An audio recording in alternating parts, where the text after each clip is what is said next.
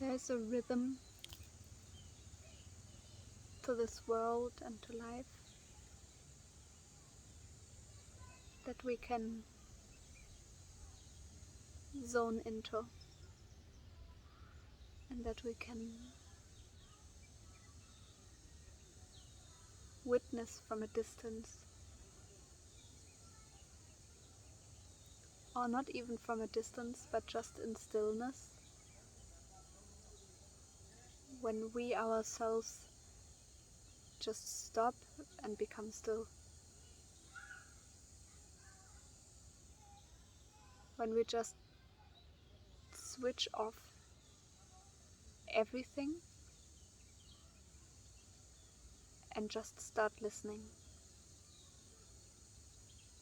And when you just listen to the world around you, and you can hear the trees and the birds and the sounds of the people around you, of the cars moving, of the birds singing, of the whatever it is where you are. And you can feel the wind moving and touching your skin and touching your whole being. Then you can understand that there's a movement in this world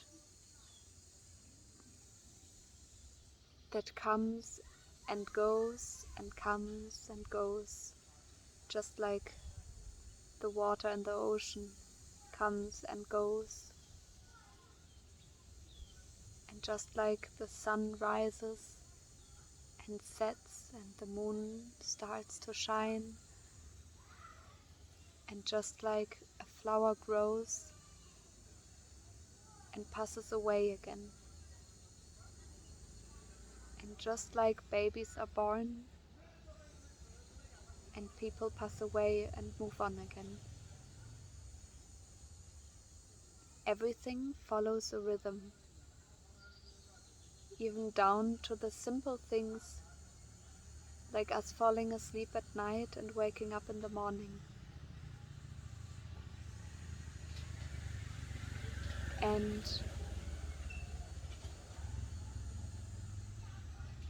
when you become still in these rhythms and just listen to them moving around you,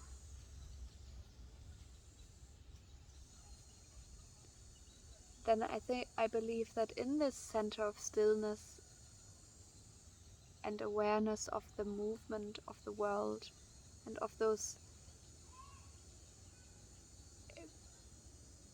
many rhythms just moving alongside with one another, this is where we can be still enough to not move with the rhythm, but sit in and with those rhythms, but beyond it. And I think in this stillness of not participating in the rhythm, but sitting in stillness inside the rhythms, we open up a channel where we can ask, what is next? And in this channel, God can directly speak into us and show us which new rhythms need to be created. And then we can go back into those rhythms and create those new rhythms in this world. And this can be as simple as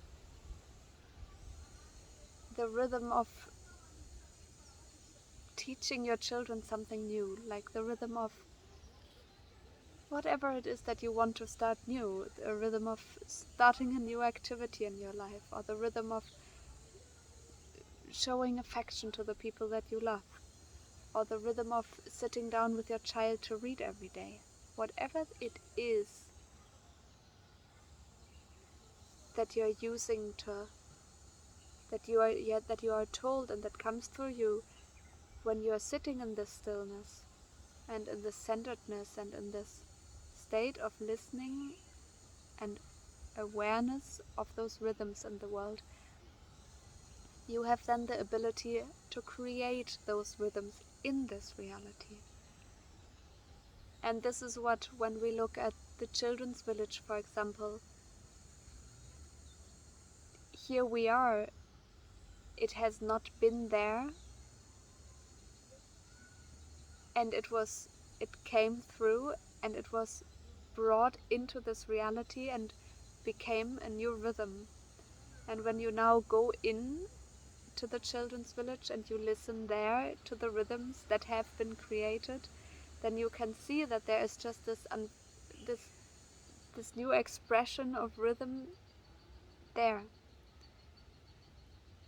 And for no other reason but us listen, like by stillness and listening to what is needed, and then knowing that, like, and the knowledge and the awareness of how we are able to very simply create new rhythms in this world. And this is what we can see around us. It's the same with Rainbow Tree, with the school now. It is simply a new rhythm that is blossoming right now, and where new rhythms then are formed in the new rhythm even. And this is how we can see it going down and down into the littlest details of our life. The way that we handle things, the way that we are approaching things, the way that the grass is growing, and the way that the clouds are coming and going, and the rain is coming and going, and the seasons are changing. It's all rhythms of life.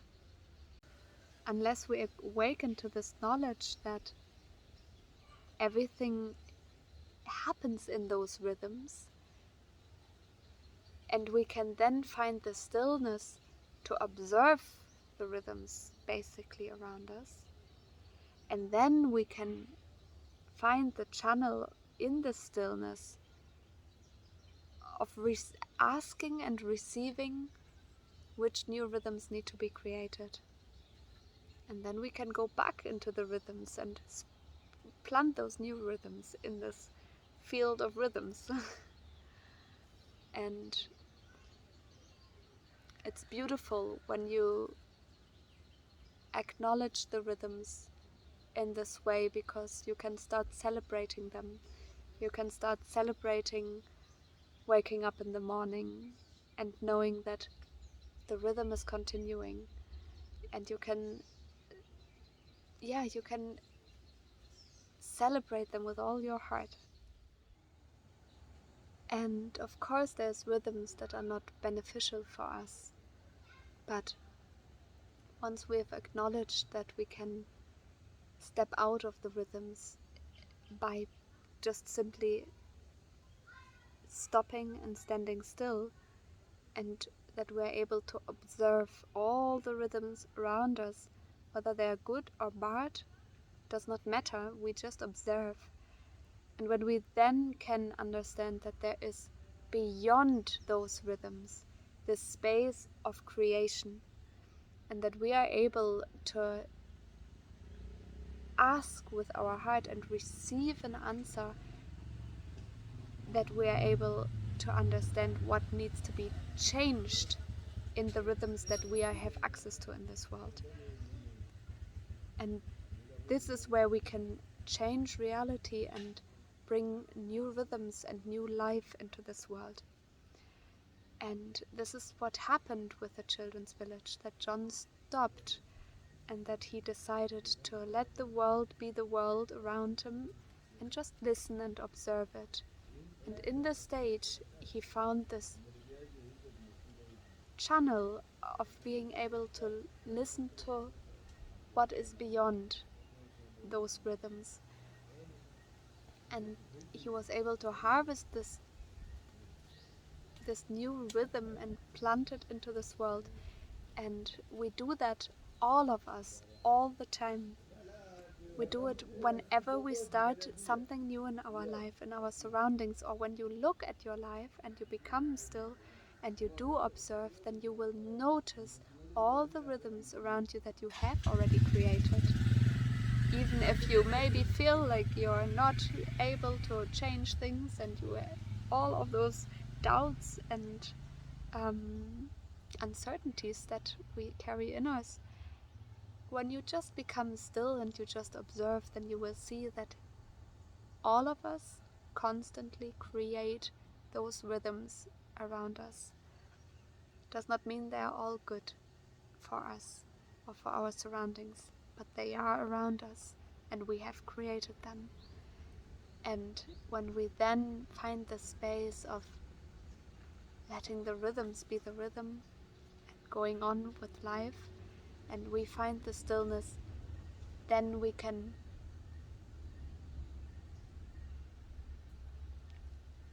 change everything around us. But what is told to us, what is told to our hearts, what is needed. And when we listen to this, what is needed, then we know that whatever God is bringing through us into this world is supposed to be here right now. And we sometimes don't see the effect of it immediately. Sometimes it takes time for a rhythm to get going, and you will see the fruit of it later on. But you will see and you will know that it came straight through you into this world, and you express this rhythm into the world. And the best things that we can plant in this world as rhythms are those that come from the stillness, channeled through from God, because everything else basically is from an unconscious state of being lost in the rhythms and therefore creating maybe negative rhythms due to being lost in the rhythms and not standing still and not listening and not centering and therefore not receiving. So let's encourage ourselves to find the stillness and to observe and to let the rhythms be rhythms just sometimes, so that we know what it is that is asked from us right now, what we can bring into the world.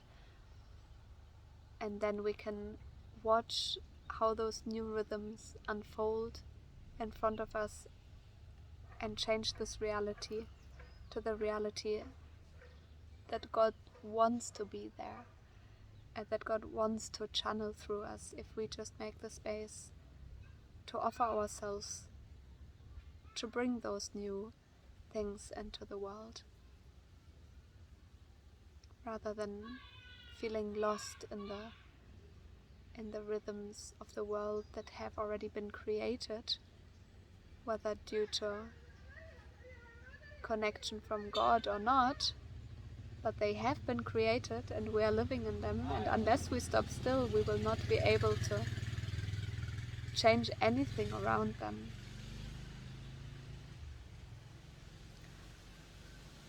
So I take this as an opportunity to really celebrate the rhythms that are already there, because when you observe them, it's beautiful.